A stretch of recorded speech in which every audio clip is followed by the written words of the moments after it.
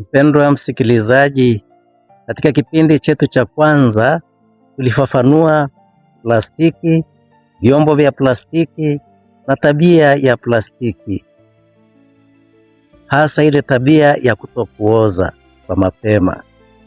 Na hata kama vikioza au vikikandamizwa kwa mishtuko mbalimbali ya ulimwengu, kubakiza chembe ndogo ndogo zinazoitwa microplastic kama nilivyowaambia. Leo tutazungumzia dawa zilizopo katika vyombo hivyo vya plastiki. Plastiki kama nilivyowaambia ni polymer, yaani molekuli ndefu zinazotengeneza vyombo ambavyo si rahisi kuvunjika au sio rahisi hata kuoza na kadhalika. Kuna dawa iitwayo bisphenol acetone, yaani kwa kifupi inaitwa BPA. Dawa hii hupakwa ndani ya chupa za plastiki au vyombo vya plastiki na kuifanya plastiki iwe imara, tayari kuhifadhia vitu, yaani vinywaji mbalimbali. Kama vile vinywaji hivyo ni kama maji, soda, juice, matunda mbalimbali, hata vyakula mbalimbali na kadhalika. Dawa hiyo ya BPA ilitengenezwa kwa mara ya kwanza na mwanasayansi anayeitwa Alexandra Dlamini mwaka wa 1891 kule Urusi.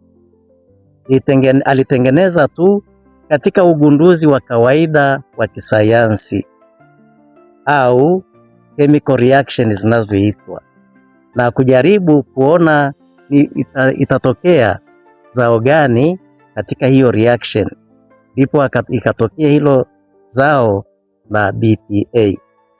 Aliunganisha phenol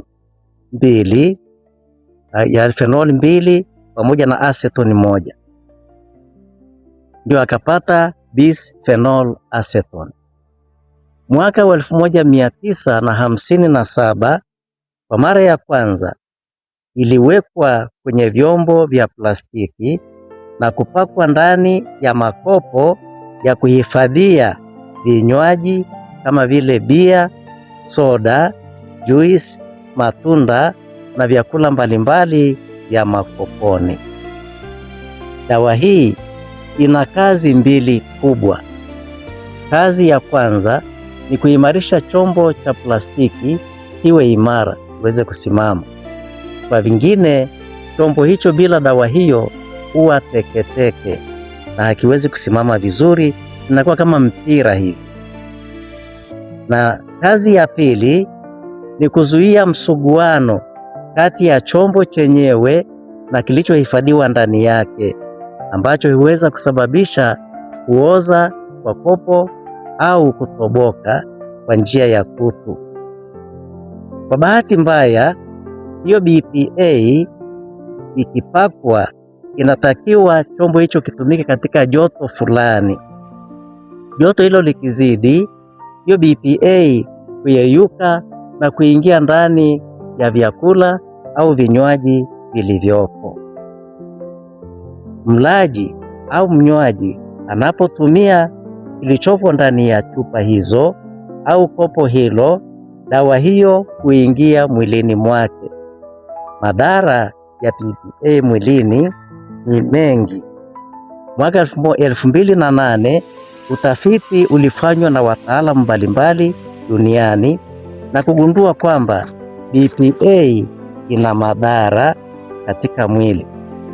Shirika la chakula na madawa, yaani Food and Drug Administration la Marekani na Umoja wa Ulaya, European Union, pamoja na Canada walisitisha matumizi ya mpira na chupa za kunyonyeshea watoto wachanga, kwa sababu watoto wachanga wanapotumia ile chupa zenye hiyo BPA kwa kuwa miili yao ni midogo, husababisha kiasi cha BPA kilichoingia mwilini kuwa kikubwa na hivyo huathiri afya zao. BPA ina tabia ya kufanana na homoni za mwili, hasa homoni ya uzazi. Kwa akina mama, BPA hupunguza uzalishaji wa estrogen inayopevusha yai la uzazi. Inapunguza uzalishaji huo kwa sababu hufanana na estrogen, na kwa sababu inafanana nayo, mwili hudhani kwamba kuna estrogen ya kutosha, na kumbe hakuna estrogen ya kutosha.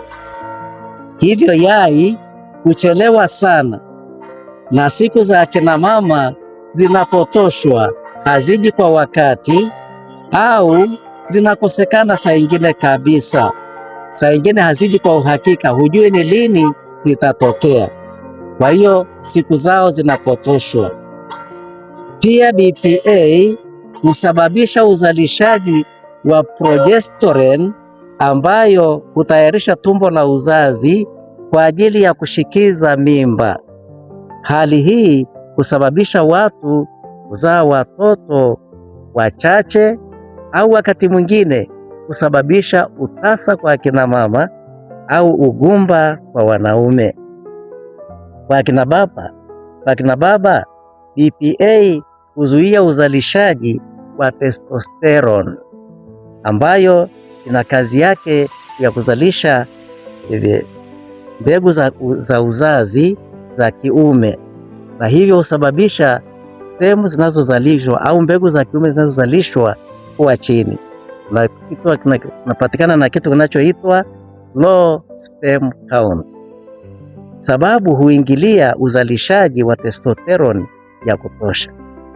Kwa kawaida, mwanamume anapaswa kwa mkupuo mmoja au kwa tendo moja la ndoa azalishe mbegu zaidi ya 500,000.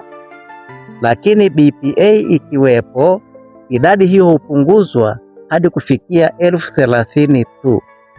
Hali hii humfanya mwanamume ashindwe kutungisha mimba mwanamke, au anabahatisha mara moja. Ndio maana watoto wanazaliwa kwa kubahatika.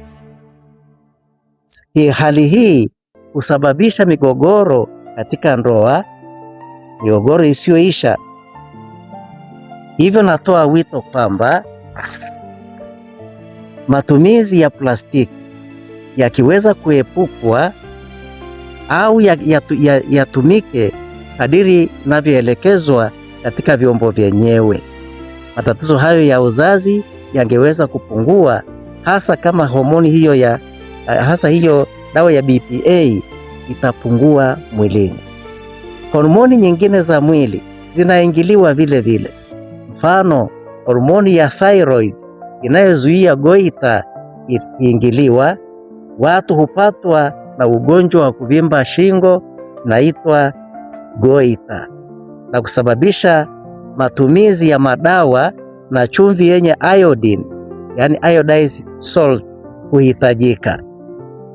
Pia homoni zingine zinazo kuingiliwa ni pamoja na homoni ya pituitary gland ambayo inasababisha ukuaji katika mwili unakuwa hafifu na unapodhoofika na kusababisha watu kutegemea dawa na kinga. Hii husababisha mwili kushindwa kuhimili hali mbalimbali za maisha. Kwa sababu hiyo, chanjo mbalimbali imebidi zitumike tangu utotoni ili kuzuia madhara hayo ya BPA. Wapendwa, kipindi kijacho tutaangalia namna ya kuondoa sumu au kupunguza hii BPA katika mwili, hasa kwa watu ambao wameshaathirika kwa kutumia vibaya vyombo vya plastiki.